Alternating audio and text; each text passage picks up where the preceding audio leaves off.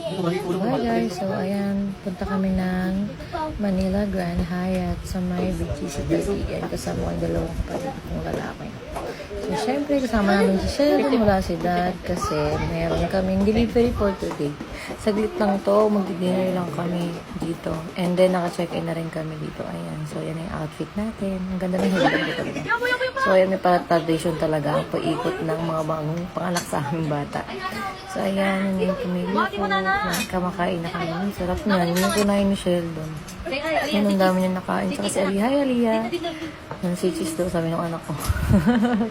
So ayan sila mama. So ito daw yung pagkain ng Peking duck. Ibabalot mo daw sa wrapper. So ayan. Kumuha ko nung balat.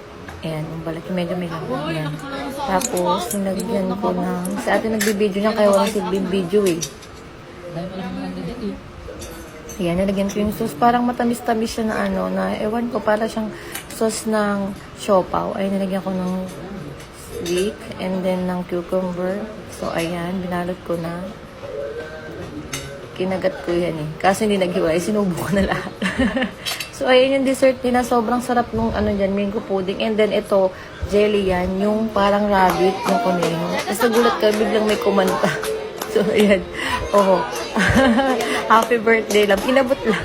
So, ayan, kumanta na kami. Ang ganda ng cake dyan. Sa batang 90s, ano yan, batang 90s restaurant namin in order. Eh, Ma'am Marinela. Hi, Ma'am Marinela. So, ayan, nagagawin silang magpinsan magbo-blow ng cake. Inunahan pa nilang mag-blow ng cake yung kanilang auntie. So, ayan, nagtana namin sila. Ayan. Sobrang saya lang kasi, ano lang ulit after ng mga anak, nag-celebrate. And then, lumabas na siya ng bahay. Hindi siya napabas kapag ang anak niya. So, ayan, iboblow na yun. Nag-away pa yung dalawa. Ayan. So, ayan, after niya nag-blow. Ay, nagalit pa siya. Yan, hindi na. Sabi niya, hey kuya, can you open the light? Sabi niya. So, ayan, nag-blow na silang magpinsan. Yan. O, tapos na, masaya na siya. After that mag-blow, hanggang 2:30 lang pala ang ano niyan.